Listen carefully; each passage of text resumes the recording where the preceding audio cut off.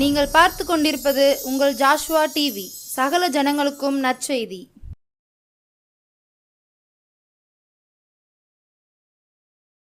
காணாமல் போன ஆடாய் இருந்தேனே ஏசையா, கண்ணோக்கி பார்த்தீரே கவலைகளை மாற்றினீரே, கண்ணோக்கி பார்த்தீரே கவலைகளை மாற்றினீரே, மறக்கவில்லையே மார்போடு அணைத்து கொண்டீரே, தேடி வந்தீரே தீமைகளை அகற்றி விட்டீரே. Praise the Lord. ஆண்டவராகிய இயேசுவின் நாமத்தினாலே இந்த மெய்ப்பனின் குரல் கேட்க என்ற நிகழ்ச்சியின் மூலமாக மறுபடியும் உங்களை சந்திப்பதில் ரொம்ப மகிழ்ச்சி அடைகிறேன். ஜோசுவா டிவி நேயர்களுக்கு அன்பின் வாழ்த்துக்கள். தொடர்ந்து நீங்கள் ஆண்டவருக்குள்ளே நல்ல பலப்படுகிறதுக்காக நான் கர்த்தரை அதிகமாக ஸ்தோத்திரிக்கிறேன். தொடர்ந்து நிகழ்ச்சிகளை தொடர்ந்து பாருங்கள். உங்களுடைய ஆவிக்குரிய வாழ்க்கை இதன் மூலமாக கட்டப்படட்டும் என்று கர்த்தருக்குள்ளே நாங்கள் நம்புகிறோம். உங்களுடைய ஜெப குறிப்புகளை நீங்கள் தெரியப்படுத்த அன்பாய் நாங்கள் வாஞ்சிக்கிறோம். கர்த்தர் உங்களை ஆஸ்வதிப்பாராக. ஆண்டவருடைய நாமத்துக்கு மகிமை உண்டாகட்டும். இந்த செய்தி உங்கள் வாழ்க்கையில் மாற்றத்தை கொண்டு வருமானால் நீங்கள் சாட்சியாக தெரியப்படுத்த மறவாதீர்கள். நீங்கள் எந்த சபைக்கு போகாத தேவ பிள்ளைகளாய் நீங்கள் ஒருவேளை இருப்பீர்களானால் நாங்கள் அருகாமையிலே கருவந்தாவிலே இருக்கிறோம். சபை ஆராதனை ஞாயிற்றுக்கிழமை தோறும் நடைபெறுகிறது. நீங்கள் விரும்புவீர்களானால் எங்களோடு சேர்ந்து ஆராதிக்க நீங்கள் வரும்படி உங்களை அன்போடு கூட கேட்டுக்கொள்கிறேன். கர்த்தருடைய நாமம் மகிமைப்படுவதாக. அல்லேலூயா. இன்றைக்கு நாம் கூட ஒரு வேத பகுதியை வாசித்து நாம் தியானிக்க போகிறோம். சங்கீதங்களின் புஸ்தகம் 119ஆம் சங்கீதம் அதனுடைய 97ஆம் வசனத்தை வாசிக்கும்போது இப்படியாய் சொல்கிறது, உமது வேதத்தில் நான் எவ்வளவு பிரியமாய் இருக்கிறேன், நாள் முழுவதும் அது என் தியானம். இன்றைக்கு நாம் தியானிக்க போகிற செய்தியினுடைய தலைப்பு வேதத்தை நேசி அப்படிங்கிற தலைப்பின் கீழ் நாம் சிந்திக்க போகிறோம். வேதம் எவ்வளோ முக்கியமானது, வேதம் எவ்வளோ முக்கியத்துவம் வாய்ந்தது அப்படிங்கிறத நாம் சிந்திக்க வேண்டும் என்பது தேவனுடைய சித்தமாக இருக்கிறது. வேதத்தை இன்னைக்கு அதிகமாக நேசிக்கக்கூடிய அந்த அனுபவங்கள் குறைந்து கொண்டே இருக்கிறது. ஒரு காலத்தில் நான் வைத்திருக்கிற இந்த வேத புஸ்தகத்தை மார்போடு அணைத்து தன்னுடைய ஆலயத்திற்கு தன்னுடைய சபைக்கு அவர்கள் போகிறதை பார்த்த அந்த கண்கொள்ளா காட்சி இன்றைக்கி கொஞ்சம் கொஞ்சமாக குறைந்து கொண்டிருக்கிறது. வேதத்தை படிக்கக்கூடிய அந்த முறைகள், வேதத்தை படித்து சந்தோஷப்பட்ட நாட்கள் இல்லாமல் போய் கொண்டிருக்கிற இந்த காலகட்டத்தில் கர்த்தர் உங்களோடு கூட பேசுகிறார். எனக்கு அன்பான தேவ பிள்ளையே, கிறிஸ்தவர்களாய் வாழ்ந்து கொண்டிருக்கிற நமக்கு இந்த வேதத்தினுடைய முக்கியத்துவம் மறக்கப்பட்டு கொண்டிருக்கிறது, மறந்து கொண்டிருக்கிறோம். உங்களுக்கு ஒரு ரகசியம் தெரியுமா? உங்களுக்கு ஒரு உண்மை தெரியுமா? இந்த நாம் வாழுகிற இந்த உலகத்தில் அதிகமாக அச்சிடப்படக்கூடிய ஒரே ஒரு புஸ்தகம் நம் கைகளில் வைத்திருக்கிற இந்த வேத புஸ்தகம். அதிகமான மொழிகளில் மொழிபெயர்க்கப்பட்டிருக்கிற புஸ்தகம் நம் கைகளில் வைத்திருக்கிற இந்த வேத புஸ்தகம். அதிகமாக விற்பனையாகக்கூடிய புஸ்தகமும் நம்முடைய கையில் இருக்கிற இந்த வேதாகமம் மட்டும்தான். ஆகவே இதனுடைய முக்கியத்துவம் நமக்கு அறிந்திருக்க வேண்டும், தெரிந்திருக்க வேண்டும். கர்த்தர் இன்றைக்கு நமக்கு பேசுகிற வார்த்தையை சரியாக நீங்கள் கவனியுங்கள். இந்த செய்தி உங்கள் வாழ்க்கையில் ஒரு பெரிய மாற்றத்தை இனிவரும் நாட்களில் கொண்டு வரும் என்பதில் சந்தேகமில்லை. வேதத்தை நாம் அதிகமாய் நேசிக்க வேண்டும். சங்கீதக்காரன் சொல்கிறார், உமது வேதத்தில் நான் எவ்வளவு பிரியமாய் இருக்கிறேன், எவ்வளவு நான் இதை நேசிக்கிறேன் தெரியுமா ஆண்டவரே அப்படின்னு அவர் எழுதுகிறார். நீங்களும் நானும் சொல்ல முடியுமா? நம் கைகளில் வைத்திருக்கிற அந்த வேத புஸ்தகத்தை நம்ம எவ்வளோ நேசிக்கிறோம்? கிறிஸ்தவ குடும்பங்களாக இருக்கிறோம். அப்பாவுக்கு ஒரு பைபிள், அம்மாவுக்கு ஒரு பைபிள், அண்ணனுக்கு ஒரு பைபிள், அக்காளுக்கு ஒரு பைபிள், தங்கச்சிக்கு ஒரு பைபிள், தம்பிக்கு ஒரு பைபிள் இருக்கும். ஆனால் ஞாயிற்றுக்கிழமை மட்டும்தான் கையில் தூக்குறோம். மற்ற நேரம் தூக்குறதே கிடையாது, அதை படிக்கிறதே கிடையாது. அதை வாசித்து அதில் இருக்கிற சத்தியத்தை வாழணுங்கிற விருப்பம் இல்லாமல் போயிட்டோம். முதலாவது வேதத்தை நேசித்தாதான் படிப்போம், படித்தாதான் அதனுடைய காரியங்களை நம்ம வாழ்க்கையில் கடைபிடிப்போம். இன்றைக்கி அது குறைஞ்சி கொண்டு இருக்கிறது. கர்த்தர் ரொம்ப பாரப்படுறார். ஆகவே இந்த செய்தி உங்கள் வாழ்க்கையில் வேதத்தை நேசிக்கக்கூடிய விருப்பத்தை உருவாக்கட்டும்னு சொல்லி நான் பாரத்தோடு உங்களோடு பேசி கொண்டு இருக்கிறேன். அல்லேலூயா. கவனிங்க, தாவீது சொல்கிறாரு, வேதத்தை நான் வேதத்தின் மேல் நான் எவ்வளோ பிரியமாக இருக்கிறேன் ஆண்டவரே, நாள் முழுவதும் என்னுடைய தியானமாக இருக்கிறது அப்படிங்கிறார். ஆகவே இன்றைக்கு வேதத்தை நேசிக்க வேண்டும் என்ற கருத்தை கர்த்தர் உங்களுக்கு வலியுறுத்துகிறார். உலகத்தில் நம்ம எல்லாரையும் நேசிக்கிறோம், உறவுகளை நேசிக்கிறோம், சொந்த பந்தங்களை நேசிக்கிறோம், நமக்கு பிரியமானவங்களை நேசிக்கிறோம், எவ்வளோ பேரை நேசிக்கிறோம். ஒவ்வொருத்தருக்கும் ஒரு பெஸ்டி இருக்கிறாங்க. பெஸ்டின்னா நீங்கள் அது ஒரு ரொம்ப டெண்டிங்காக இருக்குது. பெஸ்டி அது எங்களுக்கு ரொம்ப இம்பார்ட்டண்டான, எங்களுக்கு ரொம்ப நெருங்கிய, எங்களுக்கு ரொம்ப பிடிச்ச அப்படின்னு சொல்கிறாங்க. ஆனால் உண்மையாக நீங்களும் நானும் சொல்லக்கூடியது, இந்த வேத புஸ்தகம் தான் நமக்கு பெஸ்டியாக இருக்கணும். இந்த வேத புஸ்தகம் தான் நமக்கு ரொம்ப நேசிக்கப்படக்கூடிய ஒன்றாக இருக்கணும். ஏன்னா ஒரு மனிதன் இந்த பூமியில் பிறந்ததிலிருந்து அவன் இந்த பூமியில் மரிக்கிற வரைக்கும் அவனுடைய வாழ்க்கையினுடைய எல்லா முறைகளையும் எல்லா வாழ்க்கையினுடைய திட்டங்களையும் சொல்லக்கூடிய ஒரே ஒரு புஸ்தகம் இந்த வேதாகமம் மட்டும்தான். ஒரு அல்லேலூயா சொல்லுங்கள். இந்த வேதாகமம் மட்டும்தான் ஒரு மனுஷனை நல்வழிப்படுத்தக்கூடியது, சரியாக அவனை வாழ வைக்கக்கூடியது. ஆகவே இதுதான் நமக்கு ரொம்ப முக்கியமானது. இதைத்தான் நம்ம நேசிக்கணும். கர்த்தருடைய நாமத்துக்கு மகிமை உண்டாகட்டும். நீங்கள் வேதத்தில் வாசித்து பார்ப்பீங்கன்னா சங்கீதம் 1ஆம் சங்கீதம் அதனுடைய 1, 2, 3 வசனங்களை நீங்கள் வாசிப்பீங்கன்னா சொல்லப்பட்டிருக்கு, துன்மார்க்கருடைய ஆலோசனையில் நடவாமலும் பாவிகளுடைய வழியில் நில்லாமலும் பரியாசக்காரர் உட்காரும் இடத்தில் உட்காராமலும் கர்த்தருடைய வேதத்தில், நல்லா கவனிங்க, கர்த்தருடைய வேதத்தில் பிரியமாயிருந்து இரவும் பகலும், நல்லா கவனிங்க, இரவும் பகலும் அவருடைய வேதத்தில் தியானமாயிருக்கிற மனுஷன் பாக்கியவான். அவன் நீர்க்கால்களின் ஓரமாய் நடப்பட்டு தன் காலத்தில் தன் கனியை தந்து இலையுதிராதிருக்கிற மரத்தை போல் இருப்பான். அவன் செய்வதெல்லாம் வாய்க்கும். அவன் செய்வதெல்லாம் என்ன செய்யுமா? வாய்க்கும்னு சொல்லப்பட்டிருக்கு. நீங்க கர்த்தருடைய வேதத்தின் மேல பிரியமா இருந்தீங்கன்னா உங்களை வேதம் சொல்லுது பாக்கியவான். நீங்க இரவும் பகலும் அதன் மேல தியானமா இருப்பீங்கன்னு சொன்னா உங்களை சொல்லுகிறது அவன் இலையுதிரா மரத்தை போல இருப்பான். அவன் செய்வதெல்லாம் என்ன செய்யும்? வாய்க்கும்னு சொல்லப்பட்டிருக்கு. இன்னைக்கு நம்ம செய்கிறதெல்லாம் வாய்க்குதா? நம்ம பாக்கியவானா இருக்கிறோமா? இலையுதிரா மரம்னா அது எப்படிப்பட்டது? செழிப்பான ஒரு மரம், செழிப்பான இடம் நம்ம சொல்கிறோம்ல, அதை மாதிரி நம்ம வாழ்க்கை இருக்கா? ஏன் இல்லை? நம்ம வேதத்தை நேசிக்கிறதில்ல. கர்த்தர் நமக்கு கொடுத்துருக்கிற விலையேற பெற்ற ஒரு பொக்கிஷம் இந்த வேதம். இதை ஒரு மனுஷன் சரியாக நேசித்து இதை வாசித்து அவன் வாழ்க்கையில் செயல்படுத்த ஆரம்பிச்சிட்டான்னா இந்த வசனம் அப்படியே நிறைவேறும். இந்த செய்தியை கேட்குற உங்களை பார்த்து கர்த்தர் சொல்கிறாரு, இந்த வார்த்தையை கேட்கும்போதே உங்களுக்குள்ள அந்த விருப்பம் வரட்டும்னு கர்த்தர் ஆதங்கத்தோடு பேசுகிறாரு. அல்லேலூயா. கவனிங்க, இந்த வேதத்தை நீங்கள் நேசிக்கணும். இரவும் பகலும் அதை நேசித்து நேசித்து நேசித்து படிக்கணும். அதை ஆண்டவர் ரொம்ப விரும்புகிறார்.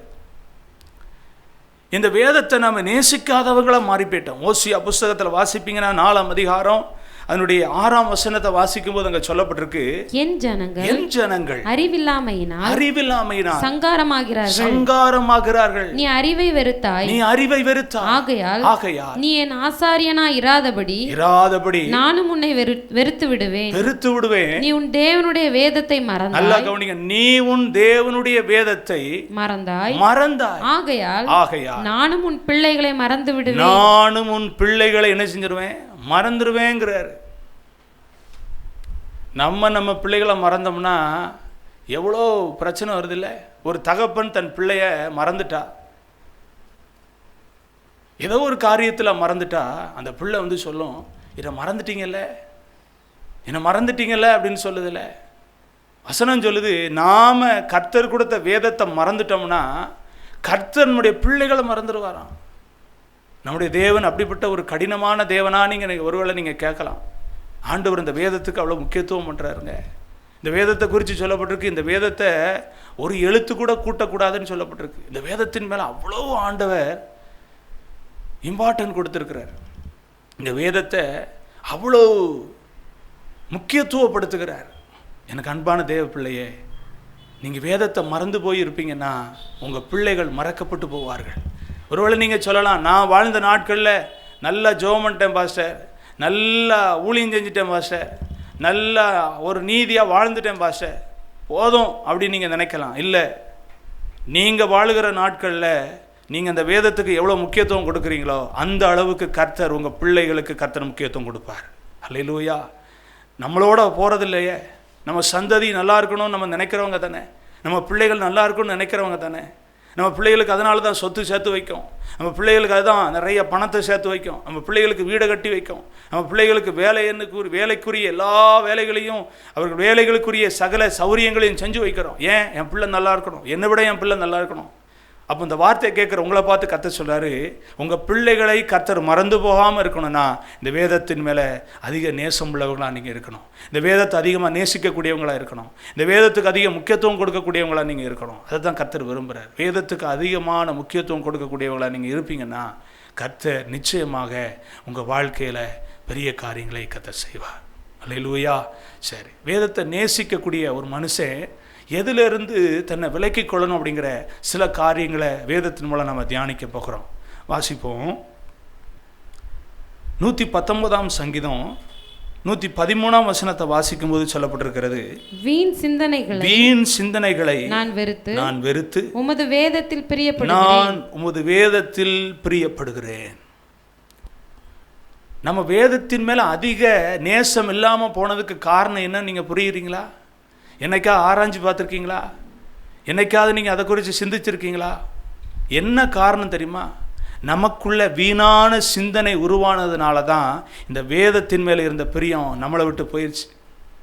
இன்றைக்கி உலகத்தில் பார்த்தீங்கன்னா இந்த வேதத்தை நேசிக்கக்கூடிய நேசத்துக்கு இணையாக எத்தனையோ காரியங்கள், வீணான காரியங்கள் மனுஷனுடைய இருதயத்துக்குள் கொட்டப்பட்டு கொண்டே இருக்கிறது, திணிக்கப்பட்டு கொண்டே இருக்கிறது. மனுஷனுக்குள் உள்ள போவதற்கு எத்தனையோ வழிகளை பிசாசு உருவாக்கிக்கிட்டே இருக்கான். ஒவ்வொரு கேட்டகரியா சின்ன பிள்ளைகள்லேருந்து சின்ன பிள்ளைகள், பெரியவர்கள், முதியவர்கள், பெண்கள், இப்படி ஒவ்வொருத்தருக்கும் அவன் ஒவ்வொரு பிளான் போட்டு வச்சிருக்கிறான். ஏதாவது ஒரு வீணான சிந்தையை அவங்களுக்கு ஏற்ற மாதிரி அவங்களுக்குள்ள போட்டு அவங்கள குழப்பி இந்த வேதத்தின் மேலே அவங்களுக்கு எந்த விருப்பமும் இல்லாத அளவுக்கு இன்றைக்கி அவங்கள மாற்றி வச்சிருக்கிறான். ஒரு குறிப்பிட்ட வருடங்களுக்கு முன்னால் பார்த்தீங்கன்னா கிராமப்புறங்களில் பெரிய ஆட்கள் ஃபுல்லாக ஏதாவது ஒரு பொதுவான இடத்துல உட்காந்து வீணாக பேசுவாங்க. பக்கத்து வீட்டு கதை, ஏற்று வீட்டு கதை, அவங்க இவங்க இப்படிலாம் பேசுவாங்க. ஆனால் அவங்க வாழ்க்கையை பார்த்தா கடைசி வரைக்கும் வீணாக போயிருக்கும். இந்த வார்த்தையை கேட்குற உங்கள் வாழ்க்கையில் கூட இப்படிப்பட்ட ஒரு சிந்தனை இருக்கலாம், வீணான சிந்தனை. அடுத்தவங்களை கெடுத்து பேசுறது, அடுத்தவங்களை பற்றி தவறாக பேசுறது, அடுத்தவங்களையே யோசித்து பேசுறது, அது நமக்கு எந்த பிரயோஜனமும் கிடையாது. அதனால் நமக்கு என்ன பிரயோஜனம்? ஒன்றுமே கிடையாது. ஆனால் அதை வீணாக பேசுறது, வீணாக யோசித்து எதையாவது சொல்கிறது, இதெல்லாம் விட்டுருங்க. வேதத்தின் மேலே அதிக சிந்தை உங்களுக்கு வரட்டும், வேதத்தின் மேலே பிரியம் உங்களுக்கு வரட்டும். வீணான சிந்தனை உங்களுக்கு வேண்டான்னு கர்த்தர் சொல்கிறார். ஏன்னா வேதம் சொல்லுது, வீணான வார்த்தைகள் யாவையும் குறித்து நியாயத்தீர்ப்பு நாளில் நமக்கு என்ன செய்யணும்? கணக்கு கொடுக்கக்கூடியவங்களாக இருக்கணும். ஆகவே வேதத்தின் மேலே உங்களுக்கு கவனம் வரட்டும், வேதத்தை நேசிக்கக்கூடியவர்களாக நீங்கள் மாறுங்க. வீணான சிந்தனையை வெறுத்துருங்க. ஆண்டவரே, எனக்குள்ள வீணான சிந்தனை வேண்டான்னு நீங்கள் சொல்லுவீங்களா? இன்றைக்கி சொல்லணும்னு கர்த்தர் விரும்புகிறார். வீணான சிந்தனை எனக்கு வேண்டாம். வீணாக எதையாவது யோசித்து சிலவங்க மண்டை குழம்பி போய் இருக்கிறாங்க. வீணாக யோசித்து சிலருக்கு வியாதியே வந்துருச்சு. ஏன் உங்களுக்கு வியாதி இழுக்கணும்? நடக்காத ஒரு விஷயத்தை நடந்துரும் யோசிக்கிற ஆட்கள் நிறையா இருக்கீங்க. இன்றைக்கி அதுலேருந்து கர்த்தர் உங்களுக்கு ஒரு பெரிய மாற்றத்தை கர்த்தர் கொண்டு வர விரும்புகிறார். வேதத்தின் மேலே பிரியம் வச்சுட்டிங்கன்னா உங்களுக்கு தவறான சிந்தனை வராது. வீணாக எதையுமே யோசிக்க மாட்டீங்க. அது நடந்துருமோ, இது நடந்துருமோ, அதை இழந்துருமோ, இதை இழந்துருமோ, ஒன்றையும் இழக்க மாட்டீங்க. கர்த்தருடைய வேதத்தை நேசிக்கிற பிள்ளைகளை கர்த்தர் பாக்கியவான்களாக வைப்பார். உங்களை ஆண்டவர் செய்கிற காரியத்தெல்லாம் வாய்க்க பண்ணுவார். அப்போ வீணான சிந்தனைகளை நீங்கள் வெறுத்து வேதத்தின் மேல் பிரியமுள்ளவங்களாக மாறணும். ரெண்டாவது, 119ஆம் சங்கீதம் 163 வாசிப்போம். பொய்யை பகைத்து அருவருக்கிறேன், உம்முடைய வேதத்தையோ நேசிக்கிறேன். இரண்டாவது, நீங்க பொய்யை பகைக்கணும். அப்படிதான் வசனம் சொல்லுது. பொய்யை பகைத்து அருவருக்கிறேன், உம்முடைய வேதத்தையோ நேசிக்கிறேன்னு சொல்றார். இன்னைக்கு பொய்யை நிறைய நேசிக்கிறோம். பொய் மேலே பொய்யை சொல்லணும்னு நினைக்கிறோம். பொய் தான் எனக்கு போதும்னு சொல்கிறவங்க இன்றைக்கி பெருகிட்டே இருக்காங்க. எதை எடுத்தாலும் பொய், எதை சொன்னாலும் பொய். பொய்யை இன்னைக்கு அவ்வளோ பேச ஆரம்பிச்சிட்டோம்.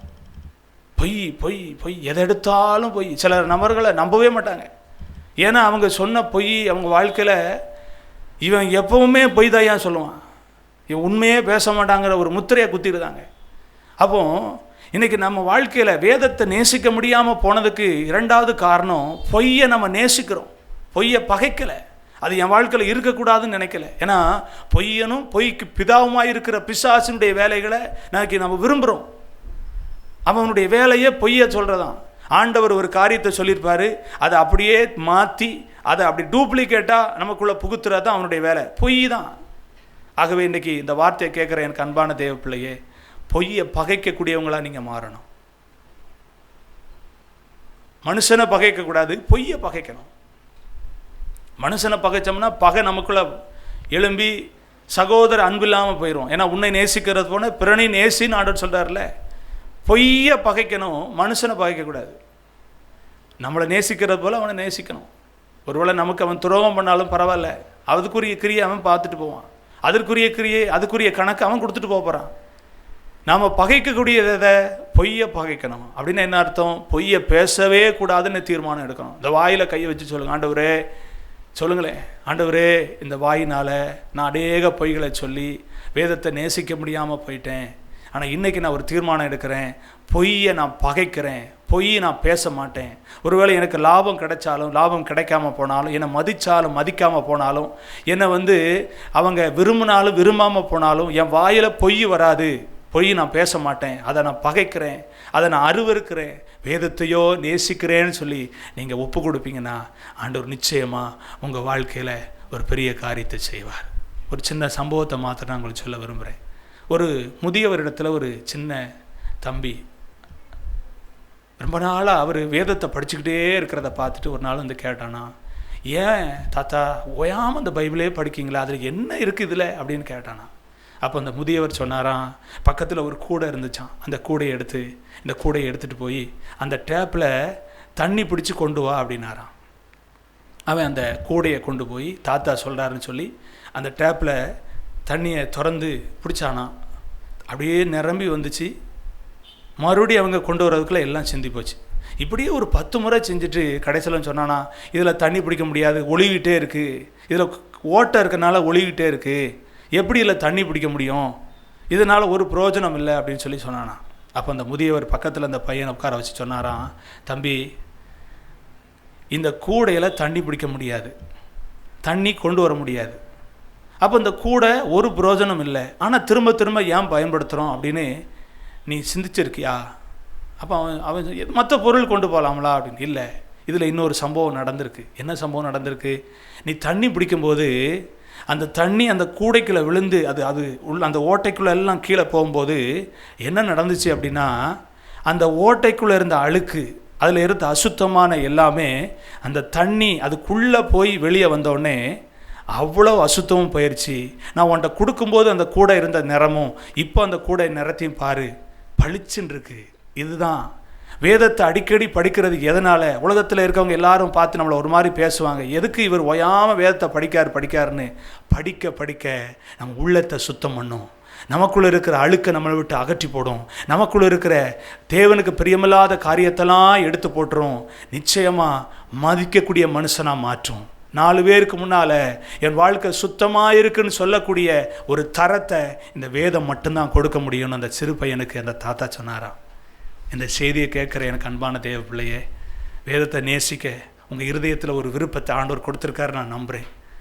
எதை விட்டு கொடுத்தாலும் இந்த வேதத்தை விட்டு கொடுத்துடாதீங்க. யாரை நீங்கள் இழந்தாலும் இந்த வேதத்தை மட்டும் இழந்துடாதீங்க. இந்த வேதம் வெளியேற பெற்றது. இந்த வேதத்தை நேசிக்கக்கூடியவங்களாக மாறுங்க. இந்த வேதத்தின் மேலே பிரியமுள்ளவங்களாக மாறுங்க. அருமையான தாவீது சொல்கிறது போல, உடைய வேதத்தை நான் எவ்வளவாய் நேசிக்கிறேன் ஆண்டவரே. நீங்களும் சொல்லுவீங்களா? அந்த வேதத்தை நேசிக்கக்கூடியவங்கள மாறினீங்கன்னா நிச்சயமாக உங்கள் வாழ்க்கையின் தரம் உயர்த்தப்படும். எந்த இடத்துல வெக்கப்பட்டு போனீங்களோ, எந்த இடத்துல தலை குனிந்து போனீங்களோ, யார் உங்களை அற்பமாக பார்த்தாங்களோ அவங்களுக்கு முன்னால் இந்த வேதம் உங்களை தலையை நிமிர பண்ணும். இந்த செய்தியை பிரசங்கிக்கிற நான் கூட எத்தனையோ இடத்துல அவமானப்பட்டிருக்கிறேன், எத்தனையோ இடத்துல தலை குனிக்கப்பட்டிருக்கிறேன். ஆனால் இன்றைக்கி இந்த வேதத்தை சுமக்கிறேன், இந்த வேதத்தை நேசிக்கிறேன், இந்த வேதத்தை போதிக்கிறேன். கர்த்தர் கொஞ்சம் கொஞ்சமாக என்னை அப்படி நாம மகிமைக்காக என்னை அழகு பார்த்து கொண்டிருக்கிறார். என்னை ஆண்டவர் அநேகருக்கும் போதாக ஆண்டவர் உபயோகப்படுத்தி கொண்டிருக்கிறார். என்னுடைய நிந்தையை, என்னுடைய தலை குனிவை இந்த வேதம் மாற்றி அமைத்து கொண்டிருக்கிறது. இந்த செய்தி கேட்கிற அந்த வேளையில் நீங்களும் வேதத்தை நேசிக்கக்கூடியவங்களை மாறினீங்கன்னா உங்கள் வாழ்க்கை நிச்சயமாக அது ஆசீர்வாதம் உள்ளதாக மாறும்.